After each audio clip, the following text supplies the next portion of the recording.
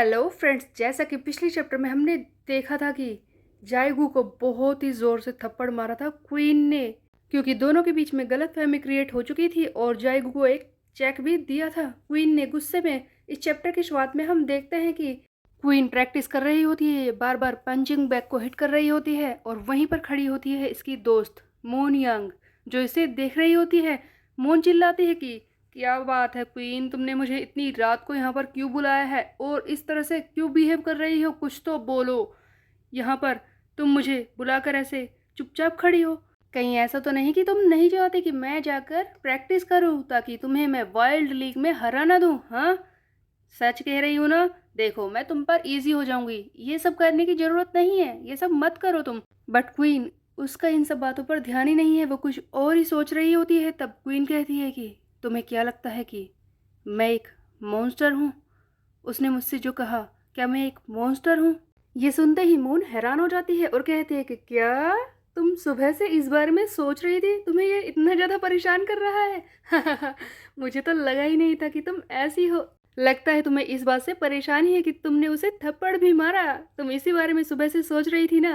सोचो अगर तुम्हारे फैंस को ये सारी चीजें पता चल जाए कि तुम कैसी हो, किस तरह से बच्चों की तरह बिहेव करती हो, एक छोटी सी बात तुम्हें इतनी ज्यादा परेशान कर रही है, तुम हो एक बड़ी बच्ची। ये सुनकर क्वीन को बहुत ही ज्यादा गुस्सा आने लगता है। हम देखते हैं कि क्वीन उठाकर ग्लव्स मून के मुंह पर फेंकती है और कहती है कि तुम्हें ज्यादा मजा आ रहा है ना, आ जाओ मुझसे फाइट करने के लिए, देख ही लेते हैं कि कौन पावरफुल है।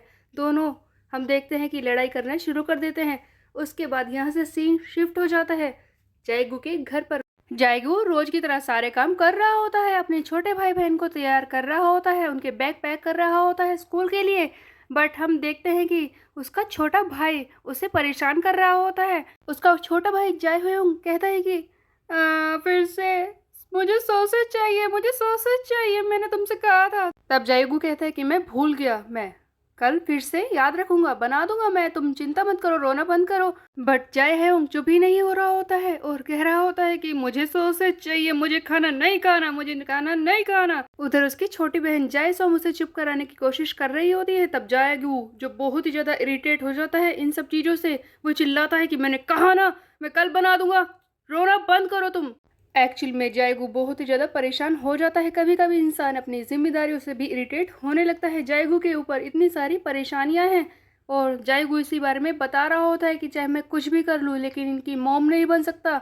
रोज की तरह ही ये अपने छोटे भाई बहन को किंडरगार्टन के लिए जाने वाली बस में बैठाने के लिए जाता है और रास्ते में इसे अपनी गलती महसूस होती है। ये दोनों से माफ़ी मांगता है और कहता है कि आगे से ऐसा नहीं होगा, मैं तुम्हारे लिए सॉसेज जरूर बना दूंगा जाए हुए।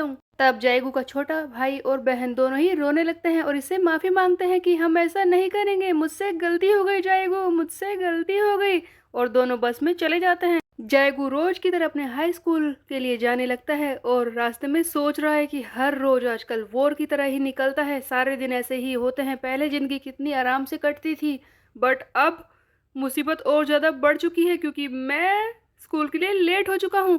जाएगू छुपते हुए किसी तरह से स्कूल के अंदर जाना चाहता है क्योंकि इसे स्कूल आने में देर हो चुकी है। इसीलिए जाएगू दीवार के ऊपर से जंप करके किसी तरह से अंदर जाने की कोशिश करता है। गिरते पड़ते ये नीचे कूदता है। जाएगू सोचता है कि वैसे तो स्कूल में ऐसे दीवार के ऊपर से कूद कर आना ज़्यादा कॉमन नहीं होता, बहुत ही कम लोग ऐसा करते हैं, बट ये स्कूल बहुत ही अजीब है, बिल्कुल यूनिक है, यहाँ के जैसा मैंने कहीं पर नहीं देखा। हम देखते हैं कि वाइल्ड साई की लड़कियां उछल उछल कर दीवार के ऊपर से कूद कर स्कूल के अंदर आ रही होती है, जिसे देखकर जाएगू डर जाता है। तब जाएगू कहता है कि बस इस पागल स्कूल में पढ़ने का एक ही रास्ता है कि मैं इन सब चीज़ों पर ध्यान ही ना दूं, मैं बस अपनी पढ़ाई पर फोकस करूं। मेरे लिए किसी और यूनिवर्सिटी में जाना तो बहुत ही ज़्यादा मुश्किल होगा, आगे चल के शायद मैं पढ़ाई करूं या नहीं, बट यहाँ से अगर मुझे अच्छे नंबर मिल गए, अगर मेरी ग्रेड्स अच्छे आए तो हो सकता है कि मुझे कोई डिसेंट जॉब मिल जाए और यही तो मैं चाहता हूँ। बस किसी तरह से मैं फोकस करता हूँ। जाएगू क्लास में जाकर अपनी पढ़ाई पर फोकस करने की कोशिश करता है, बट वो भी नहीं कर पाता क्योंकि चारों तरफ से लड़कियां इसे घूर रही होती है। तब जाएगू कहता है कि इनकी परेशानी क्या है, ये मुझे इस तरह से क्यों घूर रही है। लंच ब्रेक हो जाता है, कई लड़कियां आकर जाएगू को घेर कर वहीं पर बैठ जाती है। तब जाएगू कहता है कि आज से पहले लंच ब्रेक में इतना डर मुझे कभी नहीं लगा, ये यहाँ से जाती क्यों नहीं। ये सब हो ही रहा होता है, तभी हम देखते हैं कि फेंसिंग क्लब की कैप्टन सियोप्सियोर लिए अपनी एक साथी के साथ वहां पर आकर पहुंचती है और कहती है कि मेरी बात को ध्यान से सुनो सभी। जैसा कि सब जानते ही हैं कि हमारा क्लब सबसे ज़्यादा बेस्ट है वाइल्ड्स हाई में। मैं कुछ नए मेंबर्स अपनी टीम में लेना चाहती हूँ, इससे तुम स्ट्रोंगर बन सकते हो। देखो, मैं सिर्फ 3 ही नए मेंबर्स को एक्सेप्ट करूंगी, तो बताओ कौन हमारी टीम में आना चाहता है। हमारी टीम में आकर तुम लोग बेस्ट बन सकते हो, हम देखते हैं। ये सुनते ही वहां पर आ जाती है डाल डाल। ये वही लड़की है जो जैगू को अचानक से किस करने की कोशिश कर रही थी। ये यहाँ पर आ जाती है, जो कि टाइकोंडो क्लब की लीडर है, और कहती है कि क्या कहा तुमने सियोप्सियोन ली, तुम्हारा क्लब सबसे बेस्ट है, जो कि पिछले साल जीता भी नहीं था, और कितनी बार तो तुमने पार्टिसिपेट भी नहीं किया। तुम्हें लगता है कि तुम जीत पाओगी? मैं दिखाती हूँ कि विनर्स कैसे होते हैं। मैं हूँ टाइकोंडो की नेशनल चैंपियन। हम देखते हैं कि डल डल इशारा करती है अपने साथियों को। वो एक सिंडर ब्लॉक लेकर आते हैं, एक ऐसा ब्लॉक जिसके अंदर होल होते हैं। हम देखते हैं कि डल डल एक ही पैर की किक से इसे चूर चूर कर देती है क्लास में। ये देखकर सभी लोग शॉक में रह जाते हैं। उधर जाएगू वो बहुत ही ज्यादा हैरान हो जाता है कि आखिरकार ये स्कूल है क्या, यहाँ पर लड़कियां इतनी स्ट्रॉन्ग है। तब डाल डाल कहती है कि जैसा कि तुमने देखा, मैं हूँ 7 ईयर्स से टाइकोंडो की नेशनल चैंपियन। तो बताओ कौन है वो जो मेरी टीम में आना चाहते हैं। मैं सिर्फ 2 ही नए मेंबर्स को एक्सेप्ट करूंगी। एक तरफ फेंसिंग टीम की लीडर, दूसरी तरफ टाइकोंडो टीम की लीडर अपने स्किल्स दिखा चुकी थी। अब हम देखते हैं कि मून यंग वो भी बीच में आ जाती है और कहती है कि मेरी बात को ध्यान से सुनो सभी, कौन मेरी टीम में आना चाहता है। और ये डाल डाल से कहती है कि देखो, तुम एक लीडर हो, तुम्हें इतने एफर्ट्स दिखाने की जरूरत नहीं है यहाँ पर अपनी टीम में मेंबर्स को लेने के लिए। देखो मेरी तरफ कैसे करते हैं। मून यंग कहती है कि मैं सीधे सीधे बोलूँगी, कौन है वो मेरी टीम में आना चाहता है, जो मैं सिर्फ एक मेंबर को एक्सेप्ट करूँगी।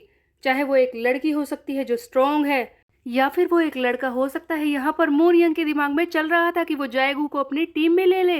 मून यंग जो कि बॉक्सिंग टीम की चैंपियन है, वो जाएगू को अपनी टीम में लेना चाहती है। लेकिन क्यों?